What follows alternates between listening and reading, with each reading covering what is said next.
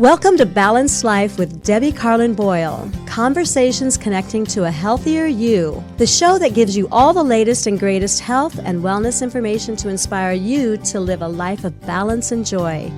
Debbie Carlin Boyle is a health and nutrition coach, personal trainer, and fitness instructor who helps her clients live in balance with everything that feeds us, in addition to the food on our plate.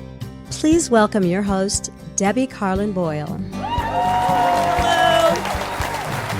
Hi, welcome. Wow, it sounds like we have more of an audience than usual. Hello, everybody, and welcome. Welcome to my show. This is Balanced Life with me, your host, Debbie Carlin Boyle. I'm conversations that connect to a healthier you. I have a conversation like that today. I have two wonderful guests I'm really excited to highlight. They've written a book together, and we're going to talk all about it. But before we get started, I want to let you know that my show, as always, is interactive, and I want you to join us. So in order to do that, you can call us, and the number here is 323-524-2599. Write that down, 323-524-2599. Ask a question, make a comment. Don't be afraid to talk to us. But if you can't, because you're on a Zoom call with work on the other end and listening to us on the other side, you can always go to my Facebook page, which is Balanced Life by Debbie on Facebook, where this show is also streaming live. And under that stream, you can make a comment or ask a question, and post-show, myself or one of my guests will get back to you. Now, in addition to all of that information, I want to let you know that I am running a contest, and I've talked about it like on the last two shows. And this contest is pretty simple.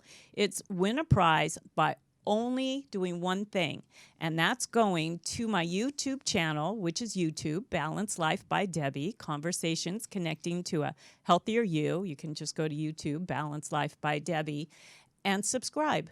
It's free. That's all you have to do. Then you can click on from YouTube to my email address, which is Deb Boyle, DEBBOYLE @mac.com, and let me know your name so you are entered to win a $2,000 prize. It comprises sessions with me for both health coaching and personal training, and an Amazon gift card. So do that. We're going to call, I think it's the 22nd of September. I've pushed the date, and we're going to announce a winner then. So you have to watch 22nd of September to see if you won. All right, on with the show and my great guests. So I'm all about balance, and one of the main ways to create a life of balance and longevity is to let go of old patterns that no longer serve you. My guests today wrote a book together to help you discover new ways of relating to yourself that can transform your emotional life and unlock the secret to loving yourself. Beth Bardovi is a certified integrative body psychotherapist, practitioner, and teacher with a private practice in Santa Monica, California. She serves as a transformational faculty member of Mobius Executive Leadership and works with CEOs and business leaders of Fortune 500 companies. And Margie Gayle is certified as a practitioner and teacher of integrative body psychotherapy, otherwise known as IBP. She operates a teletherapy practice across Canada and in California. She manages the Core Self-Transformation as an online educational program designed to introduce IBP's transformational personal growth work. Together, they have written a book, The Secret to Loving Yourself, Profound Messages to Change Your Life. And now here to show us how we can all learn how to reparent ourselves, will you please welcome to the show Beth Bardovi and Margie Gayle. Hi, girls. Hi, Debbie. Good to be here. Welcome. So as you can see, Beth is here in the studio with me, and Margie, hey, Margie. Margie is in Canada. She's in Vancouver. Beautiful Vancouver, Canada. Lucky you. Love it there. Thank you. It's beautiful up here. I love it too, but I also miss California. I was there for 35 years. Yeah. Well, right now, California is under a cloud of smoke, pretty much. I was just talking to my girlfriend who lives in San Francisco. She's just outside of San Francisco, and she said the air quality, she was coughing while we were talking. So the air quality is not as great as, you would hope it would be right now. So you might be in the better place, I would say. I'm so sorry to hear about that. We do get a lot of forest fires up in British Columbia too. So we haven't been under any smoke this year, but in previous years, we sure have been. Yeah, I think we're all dealing with a little bit of climate change and the repercussions of that. So, but we're going to talk more about mental health today, emotional health, and how we are, how what we do in our lives has a lot to do with our younger selves, and how we can learn to change that, how we can become reparent, basically, undo and redo. But before that, and what I do with all of my guests, because it's a must, I like to hear a little bit about your background. So Beth, I'm going to start with you. I have to say, disclaimer, Beth and I have known each other for maybe 25, 30 years. Our kids grew up together, not exactly the same ages, but our schools overlapped, and we were both very active in our schools, so it put us as friends. And we've known, and dancing too, our kids dance together. Yeah. So we've known each other for a long time, but Beth, I didn't seek you out through that. Another mutual friend of ours or somebody who knew about you said, you must interview these two for your show. And I said, well, I know Beth. Of course I must. So anyway, I want to hear a little bit about your background, where you're from, where you went to school, and what was the precipice that got you into therapy? Because you have a great story, and I want the audience to hear that story, if you don't mind. Okay. So I was born in Santa Monica, so I'm a local. You're a local girl. I'm a local, See, yeah. Something I didn't know about you. There we go. And grew up in Woodland Hills. And, I think my parents did a really good job of raising us. And yet there was, due to an illness that my mom had, there was always this undercurrent for me of anxiety that I thought she would die. So you just kind of fast forward, and I'm growing up in that, and was always called the sensitive one. And then I went to college, was a child development major, and had options to take psychology classes. And every psych class I could take, I did. And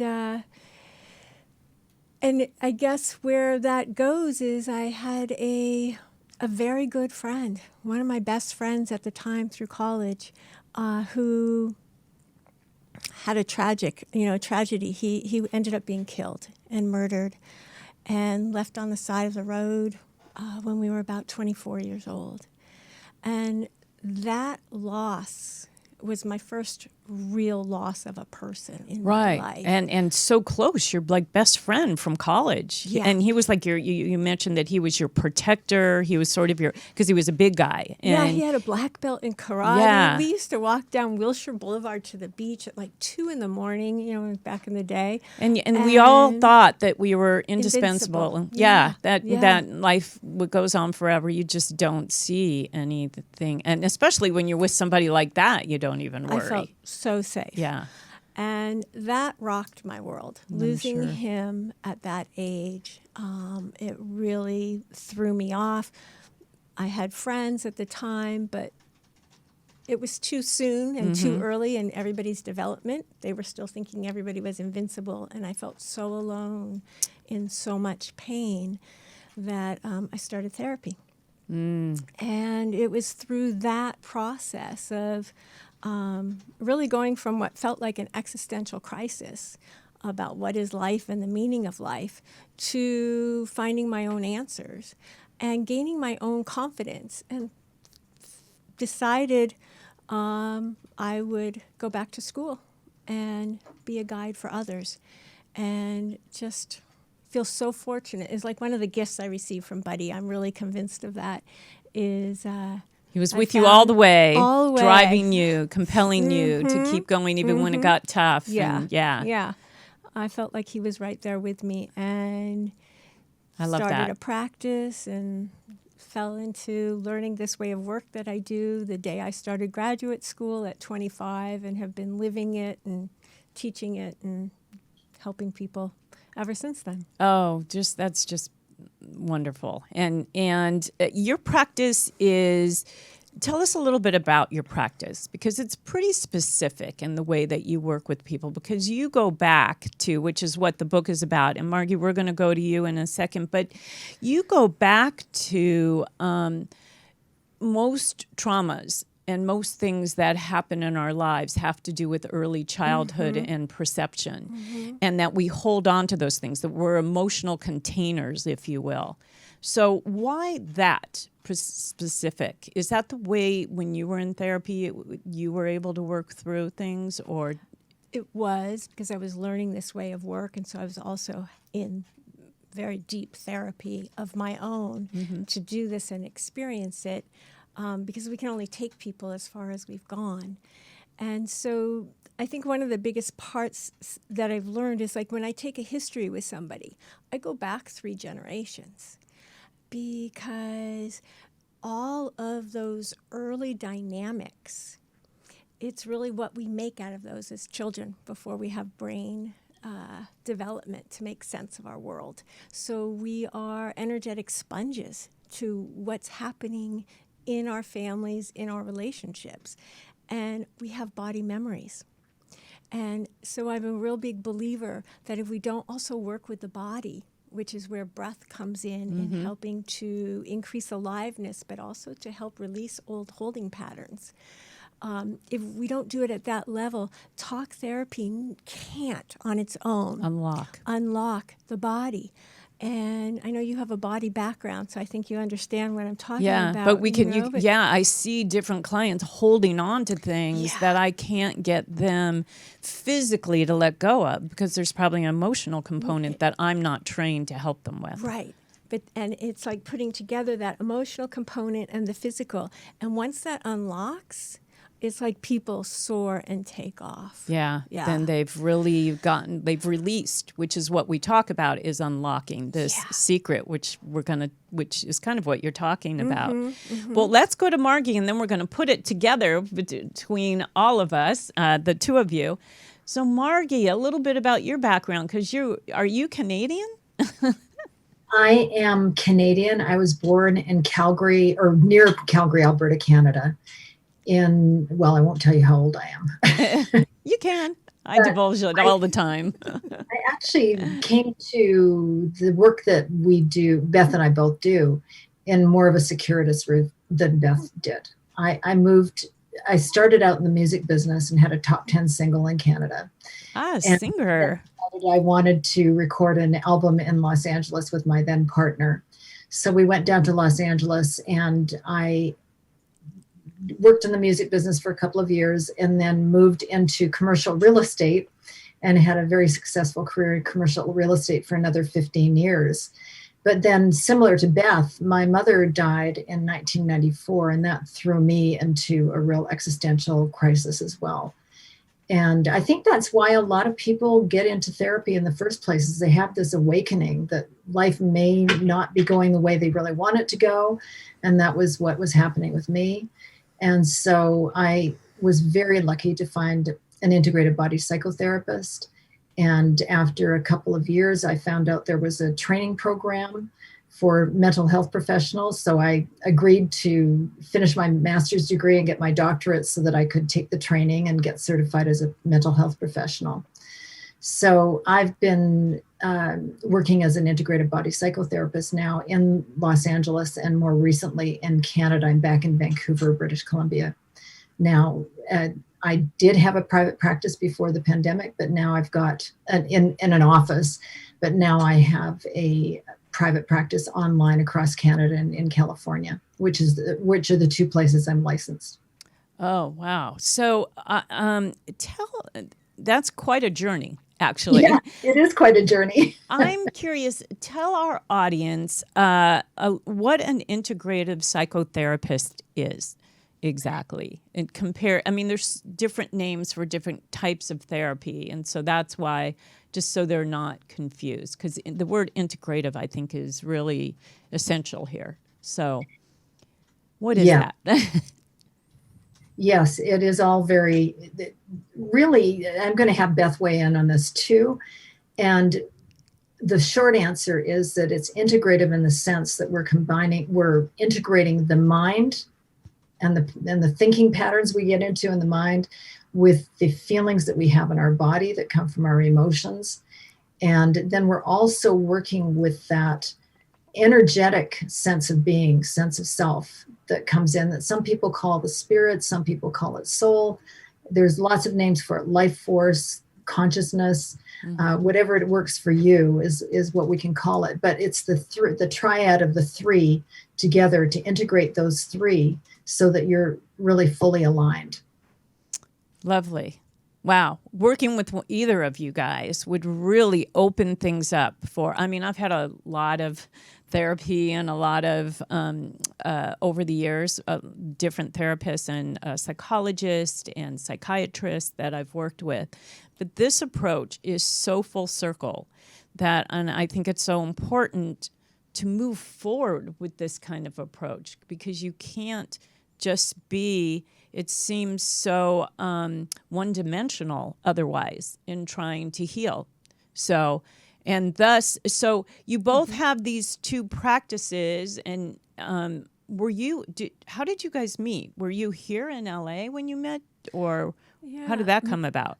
Margie was one of my students way back in the day, and then she went on to be a TA, learned how to be a teacher, and so I was one of her mentor teachers, so to speak. And then we became friends and colleagues, and that's how we met, was through this work. Lovely. Yeah. I saw Beth teaching, and I went, I want to befriend this woman. She's amazing.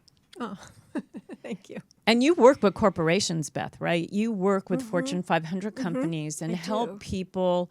I mean, I'm sure, unlocking this inner child, if you will, and getting rid of things that keep us stuck can open us up to all kinds of possibilities, not just in relationships, but obviously with our work and our careers. So it translates across any relationship that's significant. And when you think about people at work, they spend most of their working time there. And everybody brings that history from their family to the work environment. And so it's really quite fascinating because everybody's doing their these family, dynamics, right? And how that all goes.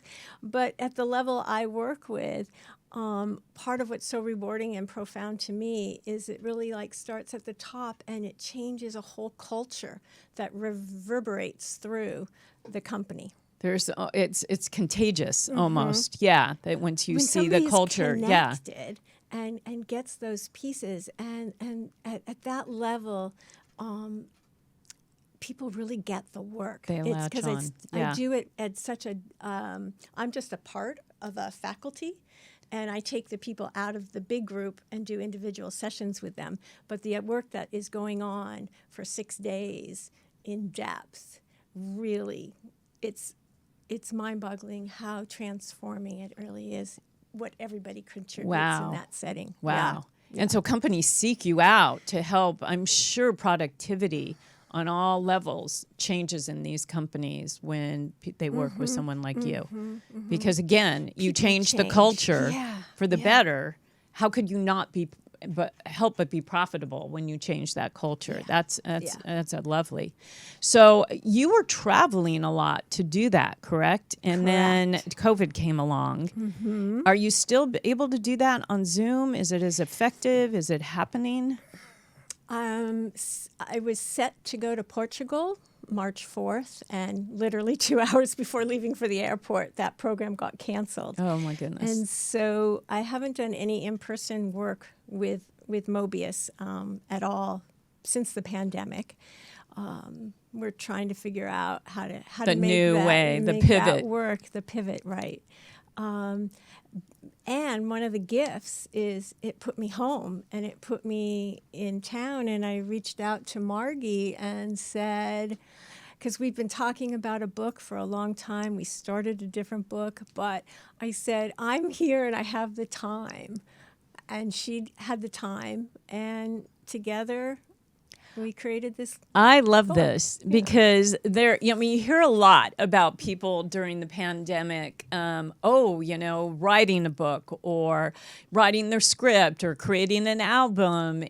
I, on the other hand, yes, I was able to pivot my career and I was able to rethink things, and I am as well. I'm writing a book, but I in my head thought, I have no excuse now. I got to sit down and write this book, and for some reason, there was part of me, and I've talked about this before on the show publicly and personally with friends and family, is I got a little paralyzed in the beginning. And I think a lot of people did. But my motivation to, I started the new year off with programs, transformational programs, 7-day, 30-day transformations. And then everything was going in February. And when things hit in March, I just froze. And it took me a few months to unfreeze, and by that time I'm hearing all these people, you guys actually did the opposite and you just took it to your advantage, basically, like you said, and wrote this book. I think it's fabulous. I just think it is. So you said, we'll just do it over Zoom, right? Yeah, we would meet. We found 2 hours sessions at a time was what we could not tolerate, but we would start to get, a little brain foggy after a couple hours. So we would just schedule these 2-hour increments of time. And I think part of what really comes through in the book is I think Margie and I fell in love in a sense and learned a lot about love and partnership. And this book really flowed, which made it very easy to do. Which is really nice. So you guys worked really well together. And it comes out in the book. I read the book over the weekend. We're going to talk more about it, but we're going to get into the book. This is the book. It is called The Secret to Loving Yourself, Profound Little Messages to Change Your Life. And it is a book about sort of reprogramming your emotional responses and parenting yourself. And there are all kinds of beautiful, like at the beginning of the book, you have these beautiful sayings of things that you say to yourself. Like, for instance, I will take care of you. I will hold you in my arms. I will protect you and keep you safe if you fall down. I will pick you up. I will be gentle and kind with you. I will always tell you the truth. I will take care of you. And there's probably about 15 or 20, I would say, of these kind of things to help you speak to yourself in this positive, loving way. And then the second half of the book. Can I make a comment about that before we go to the second half? Those 15 messages, of which you read one, I will take care of you, are the energetic feeling tones that an ideal parent would give to their child. Okay. So basically, you read this book to help yourself, but you're also reading this book to help others that you love, right? Because there's the child within that ideally you take care of first. It's kind of like put the oxygen tank, right? Always self-love here first. And I think it's an amazing part of the book to read to children of any age. Okay, good. Because, before we get to we'll say this. So the end of the book are exercises that you give your readers to be able to transform, basically, and able to, these things that you're saying to yourself, to really activate and become alive. And that's what I love. And really, the book is so, I read it in an hour. It can be read very quickly and succinctly. It makes so much sense. It makes you want to you go get your pencil and paper and you do these activities, which some of them require doing them, daily, but it gets you on the road. It starts you off. And it's just really, I hate the word self-help book, but it really is a book about loving yourself and taking care of yourself. And we can say it forever, but without the how do we do that, without the actual steps, it's very difficult, very difficult.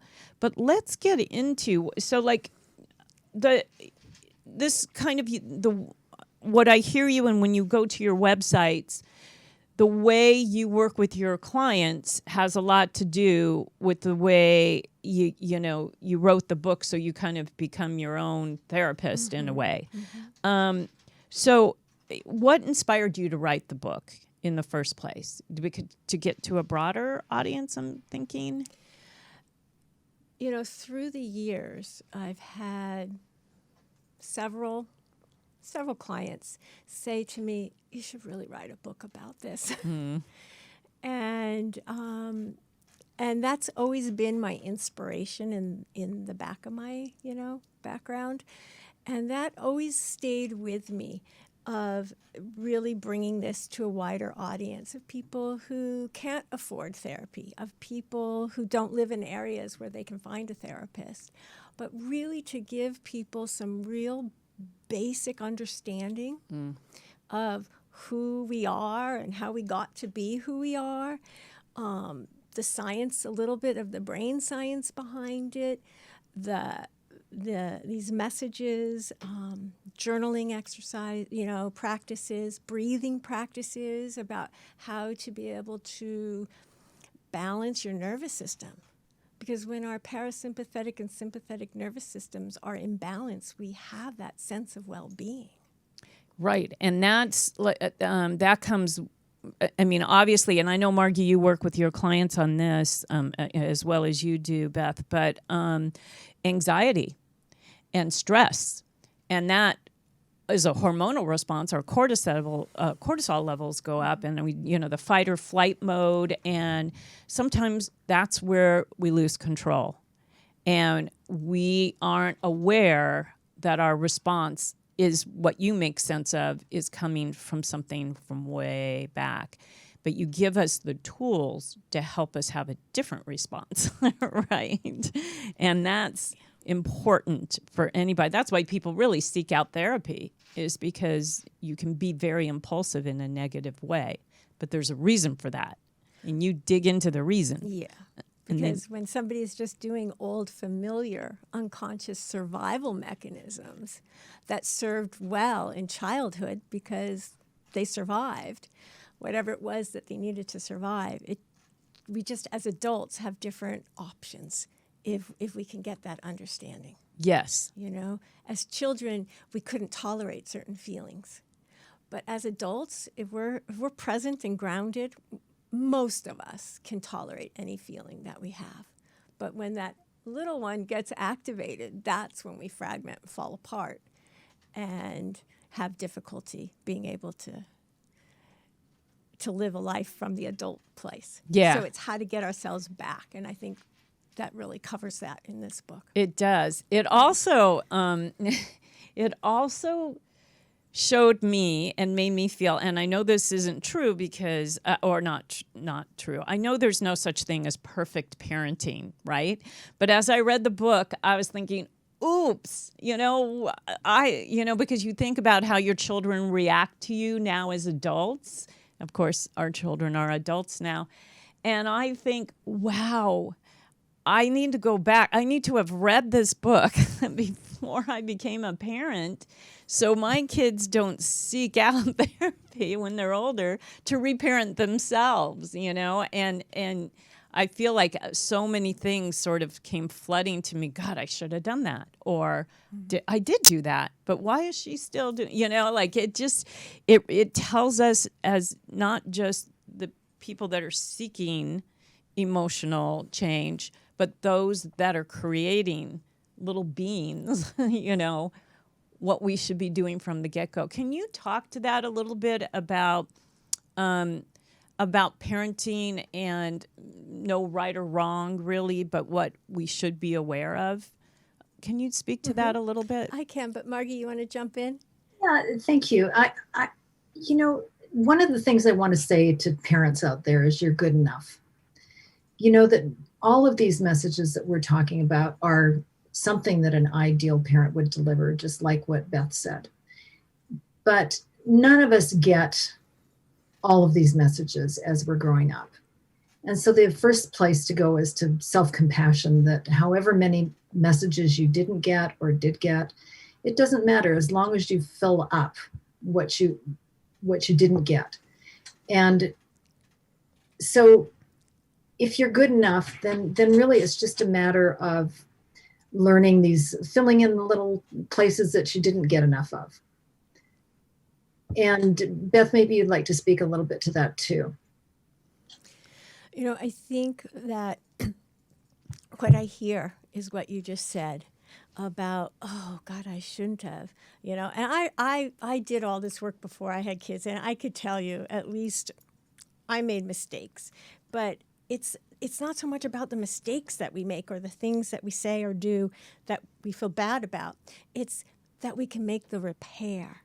And when we do the repair work and say to our kids, I'm so sorry, I was really upset about this and I took it out on you, that's what creates resilience in children who become then more resilient adults. So it's that repair piece. But everybody, when I start talking and doing this work with people who are parents in my office for all of these years, to me, it's the sign of a good parent. Everybody has that same reaction that you just did. Oh my God, the whole time. And so to me, that's the definition of a good parent, because you have the awareness. Awareness is the first start, right, of anything. Right, yeah. Right. And you can go back and do the repair, and it doesn't matter how many years later, how many days later, how many minutes later. It's that repair piece that grows the resilience. This is good to know. Sparks, you have adult daughters, and that's what sparks then the conversations that become more authentic and more real. But with the repair there's a connection. There's an honesty and authenticity, which I like, and to have that among with your loved ones and beyond is invaluable. Yeah. And now, Margie, I don't know if you know, but I'm going to be a grandparent in about 8 weeks, my very first granddaughter. So I get to start over a little bit.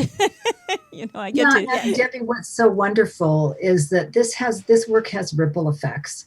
So when you take this book, for instance, and learn these good parent messages and start giving them to yourself, it's such a healing journey just to do this one thing, that then you can convey those feeling tones to your grandbaby that's coming. That's, this is like a do-over for me. So this is great because I can do this. I have the book. Let's talk about what's in the book and what people can actually do at any given time where they're at in their relationships and in their parenting and in their work, what they can do that this book is going to give them and how the book works. Can we talk about that a little bit? Sure. Anything specific, or in terms of like just when you start to get to the first parts of journaling practices, and I want to talk about breath and the importance of breath. I think it's really important. The body, something I talked about in the beginning is our body is an emotional container, and that we hang on to things physically that we emotionally absorb. So, and this is so true in so many facets of our relationships, not only with our loved ones, but just in so many ways. Because that's what I see working physically with bodies. How do these? I wanted just to talk about all the sort of exercises that you give at the second half of the book, and what each one is meant to help do to your reader in a help way, to release that that emotional container that we've filled up. To empty that container, put it back together. Well, I think to start with, I'll just kind of go in the order, I guess, that we did it in the book, is these profound little messages that we have. When we, as adults, get triggered by something that happens in our current life, that if we can step back and say, oh, God, I really overreacted to that, that's a trigger. And when it really gets effects and knocks us off center, in a sense, it's usually has to do with one of those energetic feeling tones that didn't get received enough to fully be anchored in.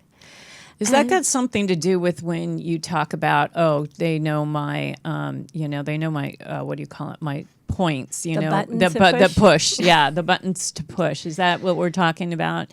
Those things that triggers are buttons that are getting pushed. Yes. Yeah, that would be another way to say that. Yeah. And so in the first practices in the book that have to do with learning, not the full verses, but just the I love you, I want you, I'll take care of you, the one that you mentioned earlier. Mm-hmm. Those are all feeling tones. And so the first is to learn the 15 messages. And then once you have a sense of them, then in a journal every day from memory, you write them down. And the ones you don't remember, then you draw a line once you get past all the ones you can remember, and then you go back and look at the list. There's a list in the book, so you don't have to flip through so many pages. And you look and see which ones you didn't get. And you write those, you draw a line, you write those below the line. Mm-hmm. And you do that for a month because you can start to see a pattern. And chances are the ones that are below the line are ones that you didn't receive. I love that. Yeah, because it's when something is the same as, similar, or familiar. Same as is equal, right? Similar, just a little twist on it. And familiar is the energetic level of what was back in our family of origin that caused the original upset to happen. So when we can start to know which ones, where that little being inside gets knocked off balance, and you can start to really develop a dialogue and a relationship with that little being inside, that's where the healing takes place. And you build trust, and that's what increases resilience. One of the ways to increase your own resilience. That's lovely, because this is so much more than just affirmations. These are not affirmations at all. No, so much more. Yeah, because I mean, they're affirmations are sort of a dime a dozen, but these are actually working. These are really those energetic feeling tones. Mm-hmm. I love that. I've never heard of that saying before. Yeah. And they're the feelings of love. You see, they're the feelings that a parent would convey to their child in those moments when that child needs them the most, needs that love the most. Mm-hmm. It's a great tools to have because really, I mean, that's what we all want universally is to be loved, to be heard, to be cherished in ways that, we don't want to feel alone or neglected. And this is a way to give to yourself, to give back.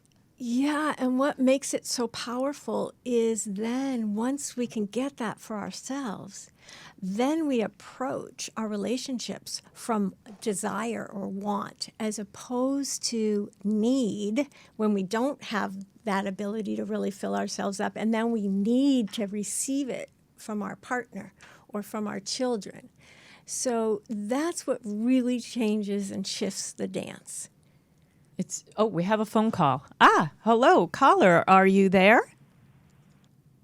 Hello, caller. Are you there? I am here. You're going to want to put your headsets on. Oh, yes. Hi, caller. I'm just wondering what's your name and where you're calling from? Hi, I'm Tony, and I'm actually from Santa Monica. Hi, Tony from Santa Monica. Thank you for listening today. Do you have a question or a comment for our guests today? Well, I guess it's a little of each. So the comment is I just started reading this book, and it's touching me. And I heard Beth talk about those messages which are kind of below the line, but some of them feel really true and really resonate. If she could, or Margie could comment on those. There you go. Either? Comment. I just want to clarify your question so I could answer it directly. On the ones that resonate, I believe, Beth, is what Tony's saying. Like, comment on the ones that really resonate. Tony, is that what you're saying? The below the line affirmations or that you didn't remember. Right, Tony? Is that it? No, actually, it's quite the opposite. It's the ones which are not below the line, but probably the most above the line that really do resonate. Is there some significance to that? Oh, so how do you feel when it resonates and it's the ones from above the line? How do they make you feel?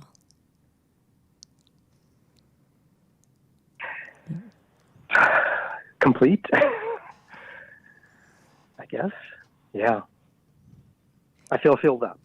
You feel filled up. So then that, to me, is an indication that you are, well, you use the word resonate, that it resonates with you and it touches a place deep inside of you that gives you that feeling of feeling filled up. Did I get that accurate? Yeah. And so Yeah, you did.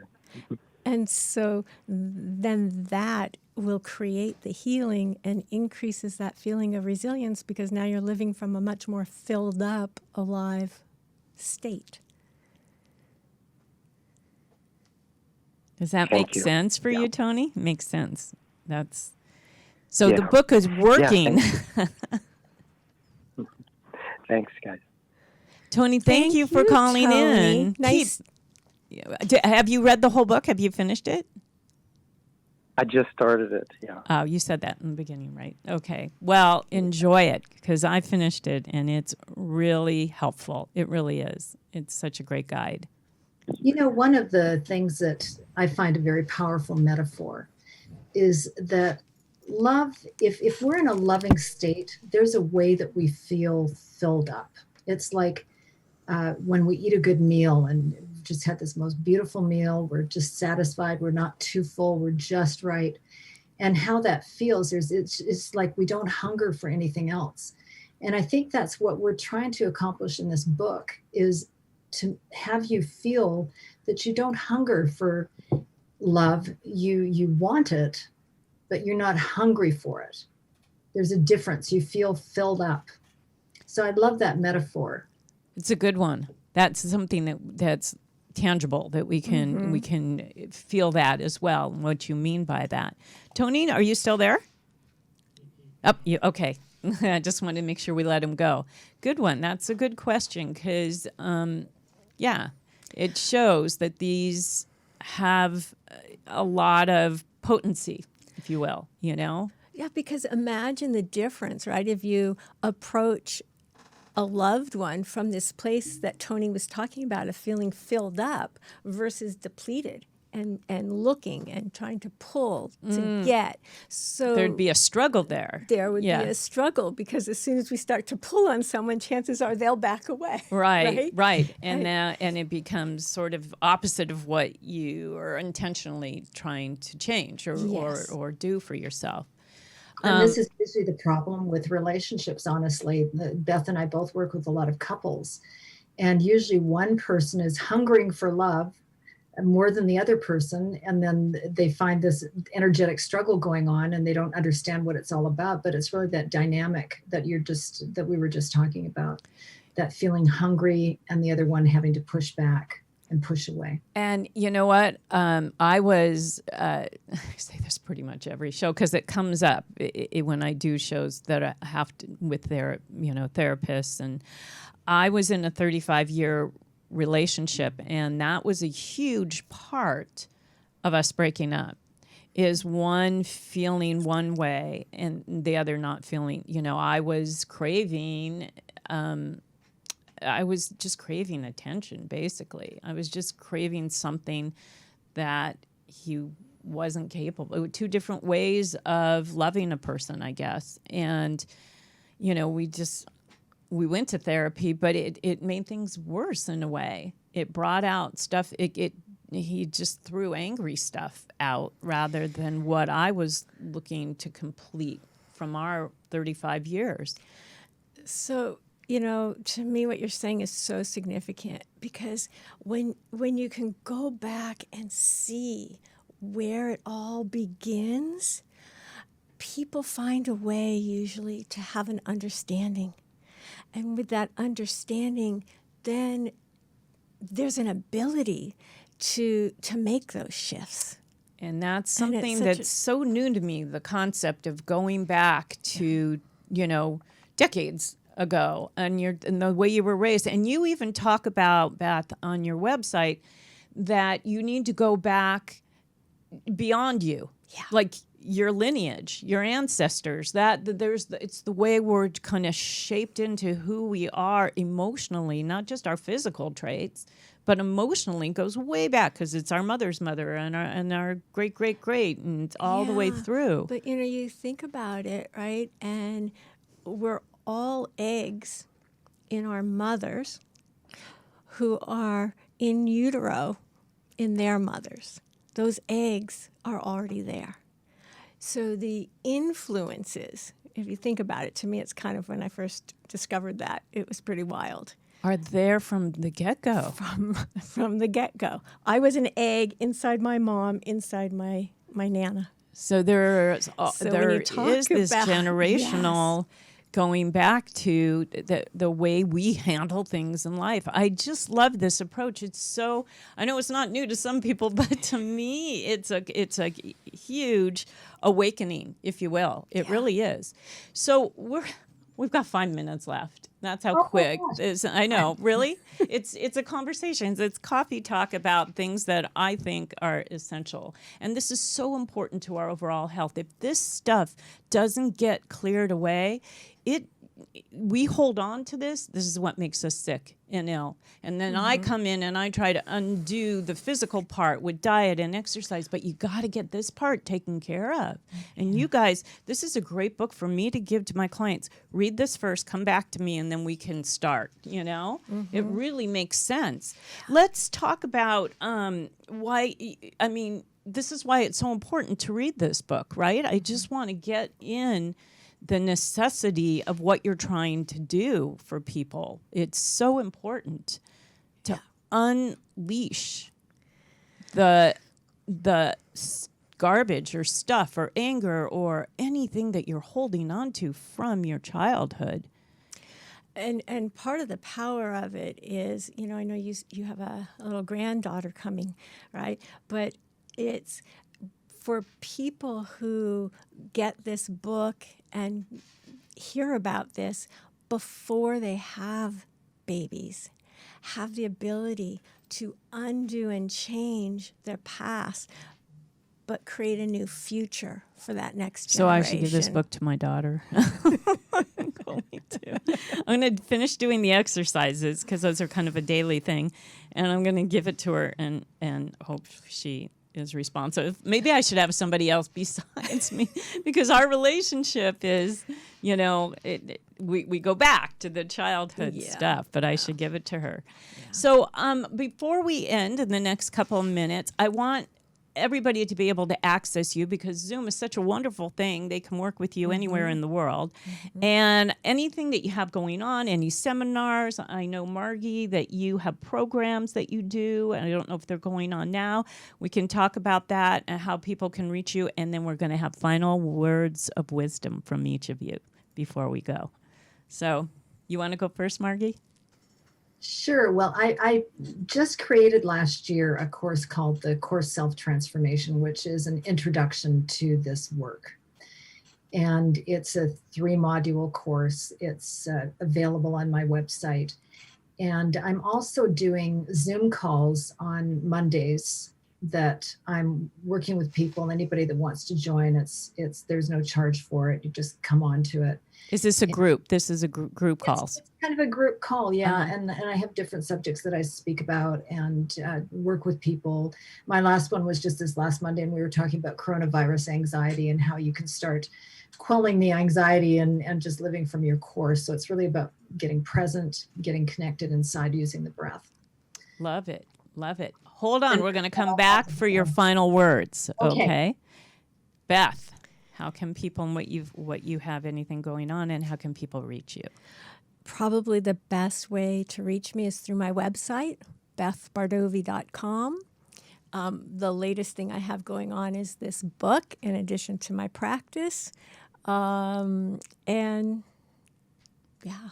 Perfect. All right, Margie, you're up. Final words of wisdom with having to do with the book or anything that you want to leave the audience with. Loving yourself is probably the most loving thing that you can do for the people around you. So I really encourage you. This has been a profound technique for me to use personally. When I came in for therapy years and years ago, it was one of the most profound tools I had. And I hope that you'll gift yourself with these messages. Beautiful. That's just beautiful. And just, Beth, before you go, the book is on Amazon, right? And can they access it by going to your website too? Yes. Okay. Yes. So that will take them to Amazon. Mm-hmm. Okay. Lovely. Because it's not anything heavy duty, but it is so powerful. This little book is so powerful. It is. I think of it as a bedside table book, like, meant to be read over and over again. Yeah, and some of these exercises are a good daily. Some of them, so to have them by your bedside makes sense. Yeah. So your final words to the audience. My final words, I think I want to circle back a little bit to the breath because we never got there. Oh, we didn't get there. Talk about it just briefly. Yeah, just briefly. It's one of the most powerful tools that, it's our birthright to breathe. It's what we wouldn't be alive. Like, there's a room full of people when a baby is born waiting for that baby to take their first breath.